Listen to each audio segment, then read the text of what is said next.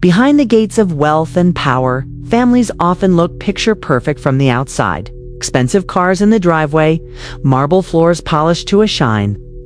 Portraits of ancestors gazing down from gilded frames. All of it suggests stability, pride, and legacy. But if you step inside long enough, you realize that such homes are often built on foundations of secrets, silence, and sacrifices that no one dares to speak of aloud.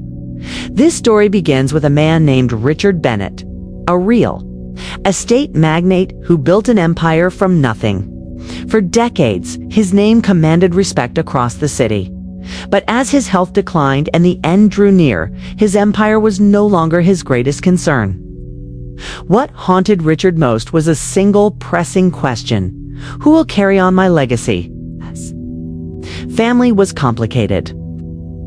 His son Daniel was ambitious but reckless, always chasing the next deal without thought of consequences. His daughter Emily was gentle and loyal, but too often overshadowed by her brother's aggression. And then there was the whisper of another name, a presence never spoken of in family gatherings, a shadow from Richard's past that threatened to unravel everything he had built. When Richard's final will and testament surfaced, it was supposed to provide clarity. Instead, it opened the door to chaos. What should have been a straightforward division of wealth turned into a battlefield. Loyalties fractured, greed flourished, and secrets buried for decades clawed their way to the surface. This isn't just a story about inheritance. It's a story about what happens when money collides with blood, when trust is tested, and when love becomes entangled with betrayal. Because sometimes the greatest battles are not fought in boardrooms or courtrooms, but around the family dinner table. And in the Bennett family, the war was only just beginning. The Bennett mansion stood on the edge of the city, its tall windows catching the pale light of a winter morning. For decades, this house had been the symbol of Richard Bennett's empire, a place where business partners came to strike deals, and where family dinners once echoed with laughter. But on this particular morning, the house felt different, heavy, almost suffocating, as though the walls themselves knew something monumental was about to happen. Richard had passed away just 3 days earlier. His death wasn't unexpected. He had been frail for months, but the finality of it sent ripples of unease through his family. Now, everyone was gathering in the study for the reading of the will. Daniel Bennett arrived first, his expensive shoes clicking against the marble floor. At 38, he wore success like a second skin. But anyone who knew him closely understood that Daniel's confidence often teetered on arrogance. He had long assumed that the empire would naturally pass to him. After all, he was Richard's only son. And wasn't it tradition for sons to inherit the father's crown? Emily came next. She was 35, graceful in her quiet way, with eyes that carried both kindness and sorrow. Unlike Daniel, Emily had never fought for power or recognition. She devoted her life to teaching music at a small community school, far from the cutthroat world her father and brother inhabited. Still, she loved her father dearly and felt the sting of his loss more profoundly than she could put into words.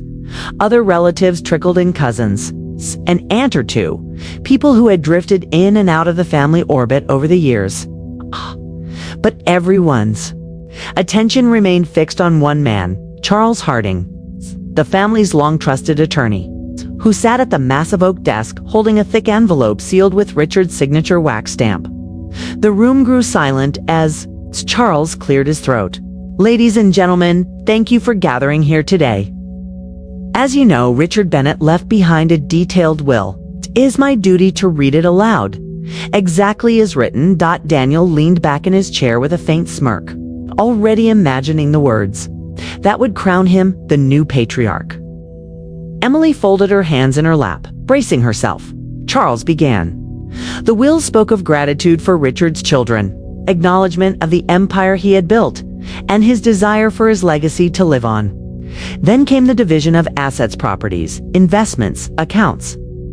Daniel's smirk grew wider as he heard his name attached to several prime assets. Emily was given generous but modest provisions compared to her brother, which she accepted with quiet resignation. But then Charles paused. His eyes flickered, scanning the next line as though confirming he hadn't misread it. Lastly, Charles said slowly, "A significant portion of Richard Bennett's estate, nearly half, shall be placed in trust for Michael Turner." The room erupted. Murmurs, gasps, even laughter of disbelief. Daniel shot upright.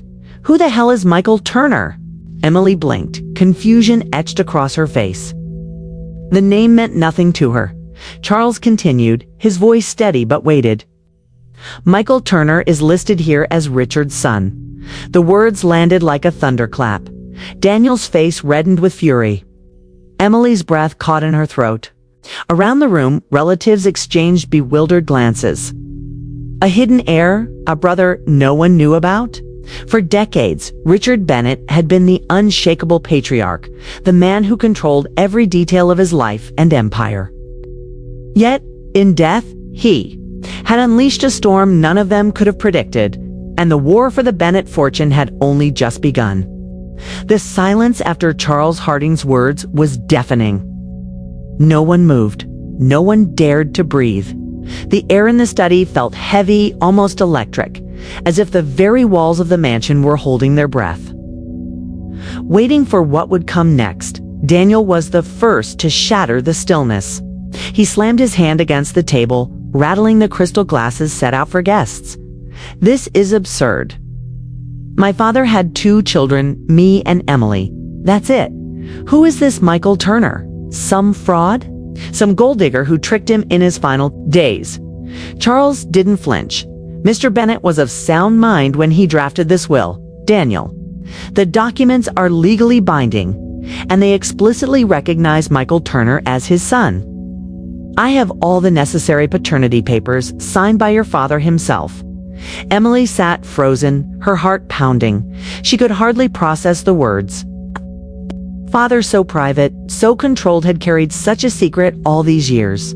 She thought of the many nights she had sat by his bedside, playing soft piano pieces while he rested. He had always been kind to her, sometimes distant, but never once had he hinted at another child. Daniel sneered. "If this Michael person thinks he can just walk in here and steal what rightfully belongs to me, he's got another thing coming." "He's not stealing anything," Emily said softly, almost surprising herself. "If Father acknowledged him, then don't you dare take his side." Daniel snapped, his voice sharp enough to cut the air. "You've always been too weak to understand how the world works. Father built this empire for me, for his true heir, not for some stranger off the street." Before the argument could escalate further, Charles raised a hand. "Perhaps it would help to clarify. Michael Turner is 24 years old. He grew up in another city. Your father supported him financially but chose not to make his existence public. Only recently, as his health worsened, did he insist on ensuring Michael's place in the family legacy." The murmurs in the room grew louder. An illegitimate son. A half-brother who had lived in the shadows while the rest of the family enjoyed the spotlight. It sounded like something out of a scandalous novel. Emily's thoughts swirled. She felt betrayed, yet also strangely sympathetic. If this Michael had truly been her father's son, and he must have spent his whole life watching from the sidelines, excluded, unacknowledged. She remembered how lonely her father had seemed in his final days, speaking in fragments about mistakes and regrets. Could this secret child have been one of them? Daniel, however, was boiling with rage. "I'll contest the will," he declared, his jaw clenched tight. "I don't care how many signatures or papers you have. No court in this country will let some bastard cut me out of my inheritance." Charles sighed, sliding the envelope back into his briefcase. "You're welcome to contest it, Daniel, but you should know that your father was thorough. He anticipated resistance and took measures to make this ironclad. Fighting it will be costly financially and reputationally." Daniel glared at Emily as if daring her to choose a side. But Emily looked away, unwilling to be dragged into her brother's fury. The meeting dissolved into chaos. Some relatives stormed out, muttering about scandal. Others stayed behind, whispering among themselves, already speculating about this. Mysterious Michael Turner. Emily lingered in the study after most had left. She stood by the window, staring out at the sprawling gardens her father had loved so much. Her chest ached with a mix of grief and confusion. "Who are you, Michael?" she wondered. "And why did father keep you hidden from us?" That night, Emily couldn't sleep. She found herself rummaging through her father's old study, pulling open drawers and rifling through papers. In one locked box, she discovered a bundle of letters written in her father's hand, but addressed to someone named Michael. Her fingers trembled as she unfolded the first letter. "My dear son." Emily's heart stopped. The truth was real. Michael wasn't a fraud or a fabrication. He was blood. But if that was true, then everything, the empire, the inheritance, even the family itself, was about to be rewritten. 2 days after the reading of the will, the Bennett estate was buzzing with whispers. Journalists lingered at the gates, their cameras ready. Old business partners called the house with guarded voices, fishing for details. Even the staff moved about nervously, unsure how much longer their positions would be secure. Daniel had already set things in motion. Kay stormed into the family's law firm, demanding options to crush this so-called hidden heir. He pored over documents, strategized with his lawyers, and lashed out at anyone who dared suggest restraint.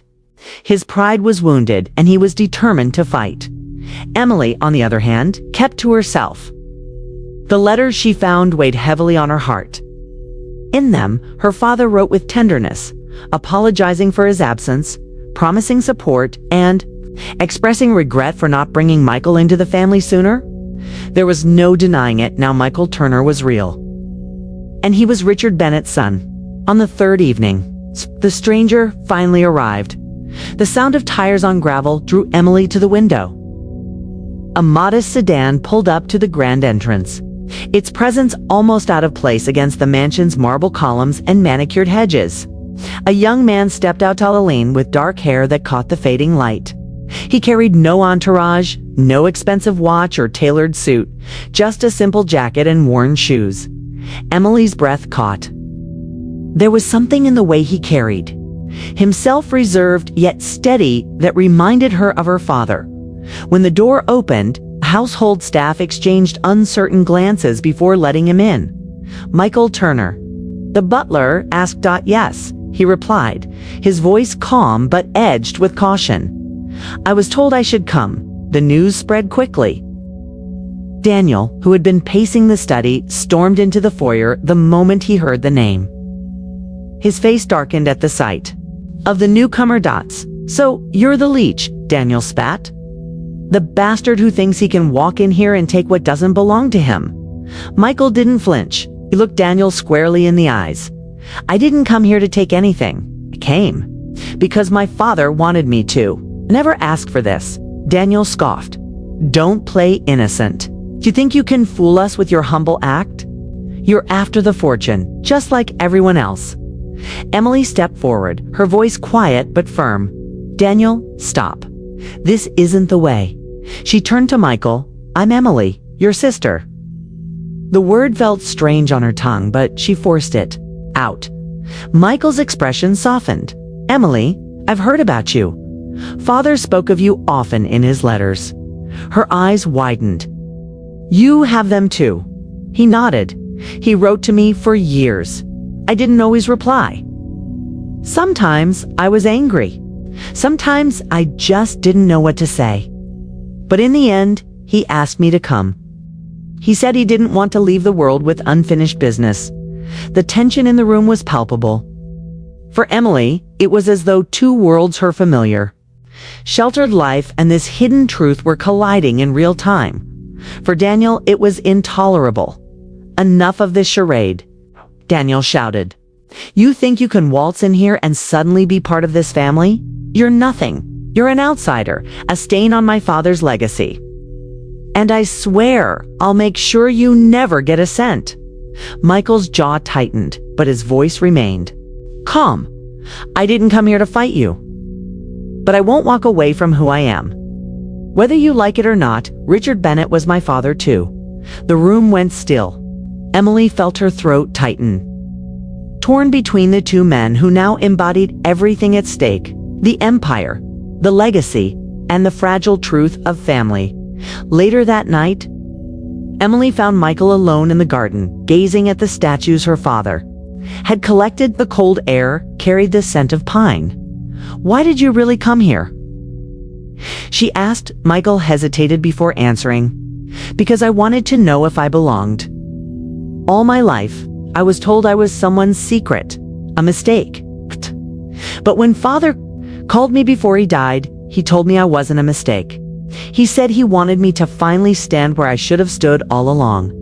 Tears stung Emily's eyes. She believed him. She saw in Michael not greed, but pain, years of being left out, years of silence. But Daniel would never see it that way. For him, Michael's presence was a threat. And threats had to be eliminated. The storm within the Bennett family had only grown darker. The days following Michael's arrival turned the Bennett mansion into a battlefield of unspoken wars. Outwardly, the house remained elegant and orderly. The chandelier sparkled. The staff moved silently. The grand piano in the hall remained polished, but beneath the surface, hostility brewed like a storm ready to break. Daniel wasted no time rallying allies. He met with cousins, business associates, anyone who would listen. Over glasses of whiskey and whispered conversations, he spun a narrative. Michael was a fraud, an opportunist exploiting a dying man's weakness. Do you really believe Father would throw away half his empire on some kid he barely knew? Daniel hissed. This is manipulation, blackmail. We can't let it stand. His words carried weight. Many in the family had long depended on Daniel's influence, his connections, his ruthless efficiency. They nodded along, not because they were convinced, but because aligning with him still felt safer than standing against him. Emily, meanwhile, watched the fractures deepen.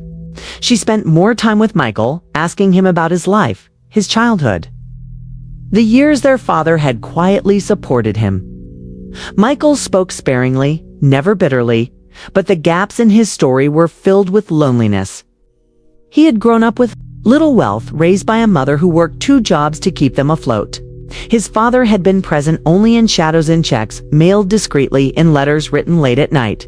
"You must hate us," Emily said one afternoon as they walked through the garden. Michael shook his head. "I don't hate you. I don't even hate Daniel. I just hate that it had to be this way. That secrets shaped my life more than truth did." For Emily, those words cut deep. She thought of her father's regret, the sorrow that had clouded his eyes in his final weeks. Maybe this, she realized, was the burden he had carried, loving 2 children from 2 worlds, yet never uniting them until it was too late. But Daniel was far from remorseful. Late one night, in the shadows of the study, he met with Charles Harding there. "Must be a loophole," Daniel demanded, his voice low but fierce. "Find it. Tear that will apart." Charles sighed heavily. "Daniel, I told you before, your father anticipated this. He left no gaps.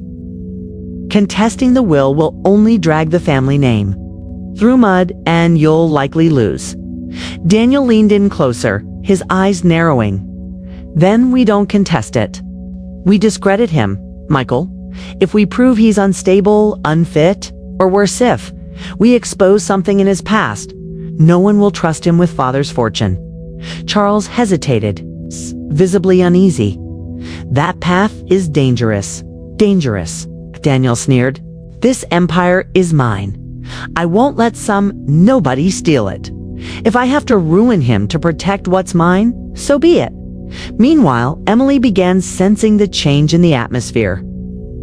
Staff avoided eye contact. Conversations fell silent when she entered rooms.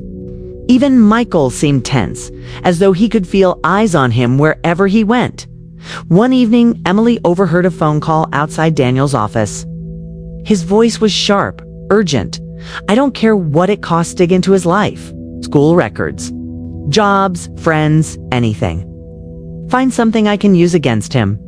Emily's stomach twisted. Her brother wasn't just angry, he was preparing for war. That night, she confronted him. "Daniel, this has to stop," she pleaded.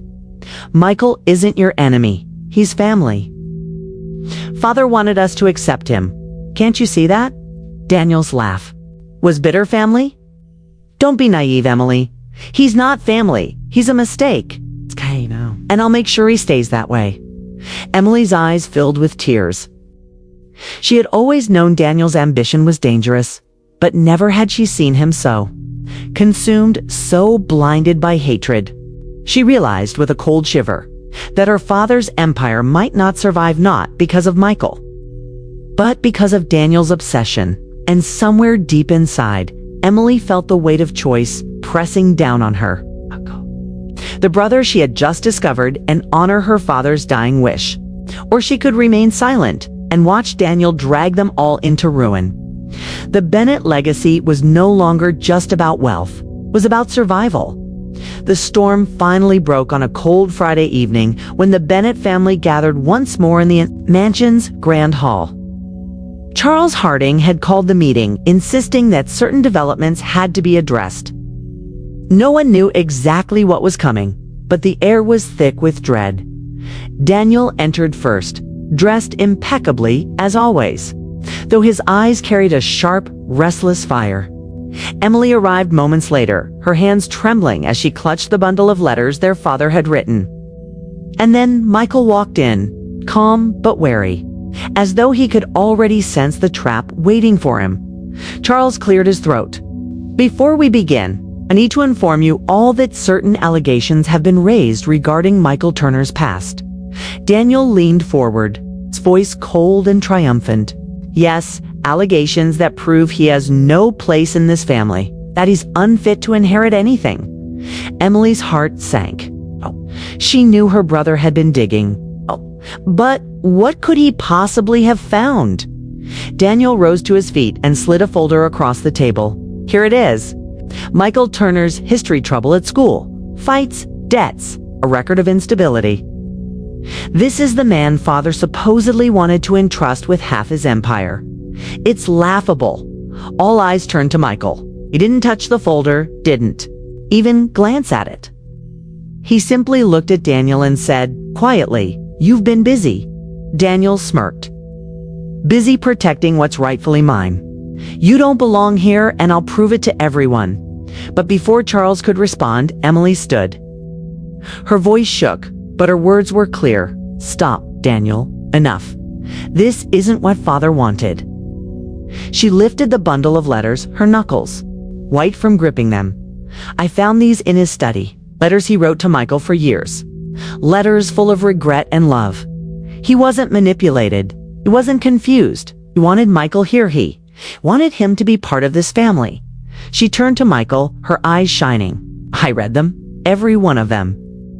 And for the first time, I understood how lonely Father really was, how he carried this secret because he didn't want to hurt us. But in the end, he couldn't bear the lie anymore. That's why he brought you back." Michael. The room fell silent. Even Daniel faltered, his confidence cracking under the weight of her words. Michael finally spoke. "Everything in that folder is true. I did get into fights. I did struggle. I wasn't perfect. But I never asked for any of this. I never asked for his money. All I wanted was to know the man who gave me life, the man who kept me at a distance while telling me in letters that he cared. When he called me before he died, he didn't talk about fortune or property. He just said he was sorry. That he wanted me to finally belong." His voice trembled, but he did not break. "If that's too much for you to accept, Daniel, then take it all. The empire, the money, the power. I don't care, but don't you dare say I wasn't his son. Because whether you like it or not, I was." The words hung in the air like a blade. Daniel's face twisted with rage, but for once, he had no reply. His carefully built attack had crumbled not because Michael denied it, but because Michael embraced it. Emily stepped closer to Michael, placing a hand on his arm. "You do belong. You're not a mistake. You're my brother." In that moment, the war seemed to lose its fire.